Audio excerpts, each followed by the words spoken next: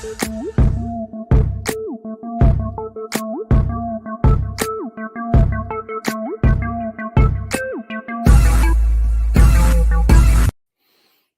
everybody, and welcome to another episode of the Ginger Chronicles. It's your boy Country, and tonight we are talking about WrestleMania 37. We're 1 week away from the granddaddy of them all, the two-night spectacular. I guess they're going to make it 2 nights from now on, but this will be the first time since March 11th of 2020 that there will be a live wrestling event. They're going to have 45,000 fans, I believe, each night, and quite a few matches as well. I believe they're going to have about 6 matches each night, so 12 matches altogether. Looks like every title's on the line. It should be interesting to see what kind of show they try to put out this year, with it being the first wrestling event in over a year, especially with it being WrestleMania. You know, last year's WrestleMania was held inside the Performance Center. It was definitely not pleasing to the eye. It was terrible. I remember struggling to make it halfway through. I don't even think I finished watching it until later. But this year should be good. It's a 2-night event. And let's go ahead and get started with some of the matches. Let's talk about the first night, which is going to be Saturday, April the 10th. It's going to be for the Women's SmackDown Women's Championship, as Bianca Belair, the winner of the Women's 2021 Royal Rumble, will challenge Sasha Banks for the SmackDown Women's Championship. The storyline leading up, you know, they became friends a little bit. You know, we've seen this storyline enough. I wish they would have tried something different, but you know, they became friends, tried to go after the tag team titles. You know, you had a feeling Sasha was going to screw over Bianca, because they're definitely going to keep Bianca as the babyface. I'm curious to see, though, the outcome of this match, because just because you're in the Rumble lately does not mean you're guaranteed to win the title either. So we'll see if they decide to roll with Bianca and make her the new face of the women's division, or if they keep it on Sasha. I think they're probably going to lean towards more Bianca in this one. I think we'll see a new women's champion. Another match that I think should be a real classic match would be Cesaro and Seth Rollins. I mean, every time they get in the ring, they seem to put on a really good match between the two of them. So I'm looking forward to this one as well. I think this is more of kind of a throwaway match, I guess you could say, something they needed to put on as far as to just a match to show. So I'm going to roll with Cesaro on this one. I think they'll probably lean more towards him. And don't forget, also, it's only streaming on Peacock. So the WWE Network will no longer be hosting the events.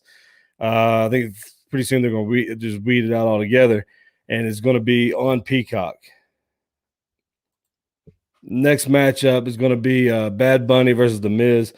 This is the celebrity matchup, and I'm probably going to find something else to distract me during this. This is not really pique my interest at all. No, more likely they're going to have Bad Bunny go over, and you know, this is going to be another boring match to watch. I don't see very many people really looking forward to this one at all. Now, they would have made it a tag team match, might have been even better, but this is going to be one of those boring matches.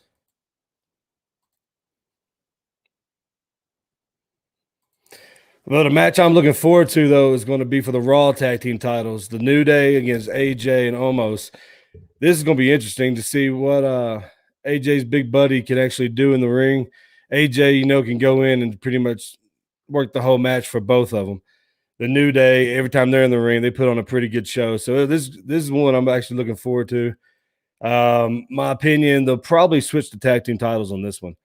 It could go either way. I don't really see them leaning heavily either way, but I think they'll probably roll the dice and switch the belts on this one. The main event for before we get to the main event, we got one more, and this one is Shane McMahon's WrestleMania match of the year. Every year he finds his way in one or some kind of match at WrestleMania, and this year it's against Braun Strowman in a steel cage match. As far as this match goes, we know they're going to have Braun go over. Same way they had Kevin Owens go over on Shane. You know, this is going to be what it is. I see Shane can still get in there and put on a hell of a show. And Braun, being as big as he is, he's going to need someone like Shane in there to, you know, carry most of the match for him. So, you know, as with it being a cage match, you know, that's pretty much lets anything go. So Shane can find a weapon or whatever. So I think Braun would definitely win the match. It should be entertaining, especially with how athletic Shane gets in there and some of the moves he'll try, which a lot of people who do it all year long won't even try some of the moves he tries.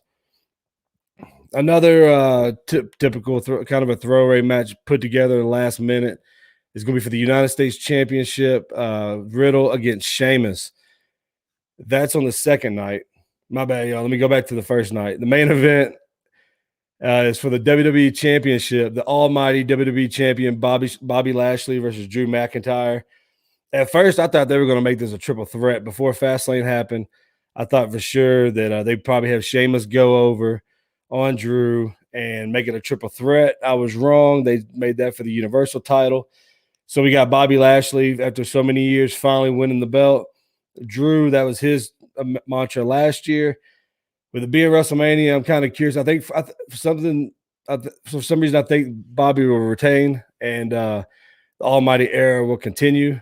Could be wrong. They could have Drew go over. I think either way, it should be a pretty good match. Both big men, they're real athletic big men. They should be able to put on a pretty good match for all the fans in attendance.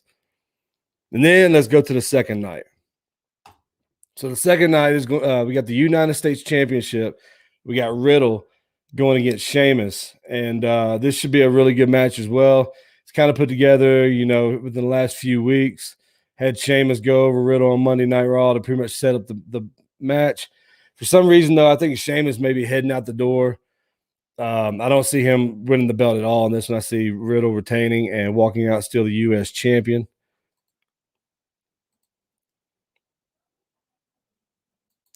Another match that's been done a lot, and it's kind of, I guess, boring, as you could say, is Kevin Owens and Sami Zayn. We've seen it numerous times all the way back to the NXT days, even back when they were with Ring of Honor. They always put on a pretty good match, but we've already seen this numerous times, and now they're going to just try to make money off of the Paul brothers, I guess, and bring in Logan Paul. I don't know. I kind of would have tried to bring in Jake. He's he comes off as more of the loudmouth of the Paul brothers, but this was introduced I believe this past Friday, and Sami Zayn brought Logan Paul, and Kevin Owens attacked Sami Zayn, and so this should be, it should still be a decent match, and we'll see what happens. For the Intercontinental title, it's going to be Big E against Apollo Crews. Apollo Crews recently switched over to heel and put on a vicious attack after losing to Big E at Fastlane. I look forward to this. I like their match at Fastlane, so I'm looking forward to this one as well. I think might see the belt switch hands here. I think Apollo Crews has had enough chances. I think they'll probably put it on him this time. Let me know what y'all think in the comments about who you think is going to win some of these matches. And then we got Randy Orton versus The Fiend. This is just another one of those what the hell moments for the WWE. Come on, look at The Fiend. And the whole Alexa Bliss, it's not real popular. Randy Orton is going to put on a show. Randy Orton always gets in there, and he never gets hurt, so he's always there. For some reason, I think they'll probably pull The Fiend over on this one. But this should be interesting with all the special effects they always bring out with The Fiend and with Alexa Bliss. We'll see what happens with this one as well.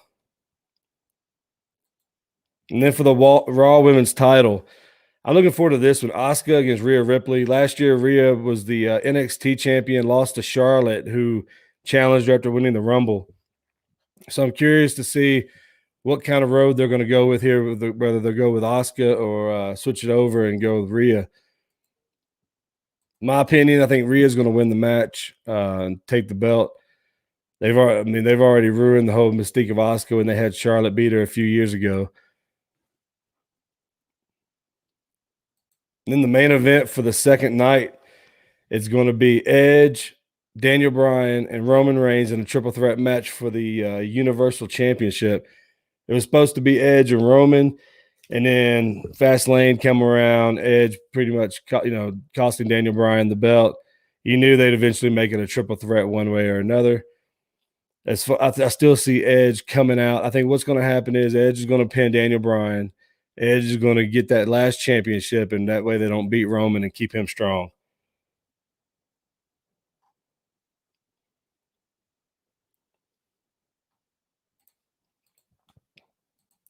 So, yeah, that's all next weekend. 2 nights live from Raymond James Stadium. Let me know in the comments what you guys think, who you think is going to pull off the victories. I'm looking forward to the event. I'm just looking forward to seeing some entertainment, without it being an empty arena or full of video screens. So this should be a pretty cool night. Next week, Saturday, April the 10th, and Sunday, April the 11th.